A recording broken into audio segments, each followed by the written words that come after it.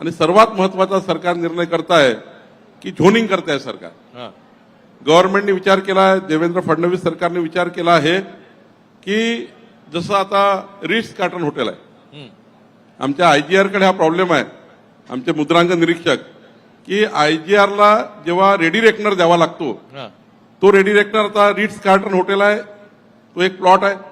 त्या बाजूला एखादं छोटं घर आहे, त्याच्या बाजूला एखादी कॉलनी आहे, त्याच्या बाजूला माळाचं घर आहे, त्याच्या बाजूला काही अजून दुसरी कॉलनी आहे.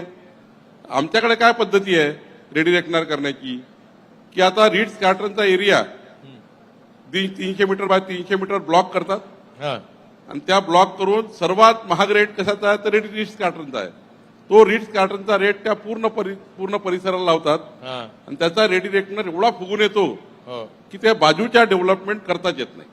आणि त्यामुळं आपल्याला आता विचार करतोय या 2 वर्षामध्ये आम्ही आता विचार करतोय की रिट्स कार्टनचा प्लॉट आहे त्याचा वेगळा रेडी रेकनर, प्रत्येक प्लॉटचं वेगवेगळं झोनिंग करून प्रत्येकाचे रेडी रेकनर वेगवेगळे द्यायचे. प्रत्येक प्लॉटला या पुण्यामध्ये रेडी रेकनर असणार, त्याचा वेगवेगळा रेडी रेकनर करून त्या ठिकाणी लोकांना एक सुलभ व्यवस्था आम्ही उभ्या करणार, जेणेकरून या ठिकाणी लोकांची फुडवणूक बंद होईल, योग्य पद्धतीने रेडी रेकनर राहतील आणि त्यातनं एक चांगली सुलभता लोकांना मिळेल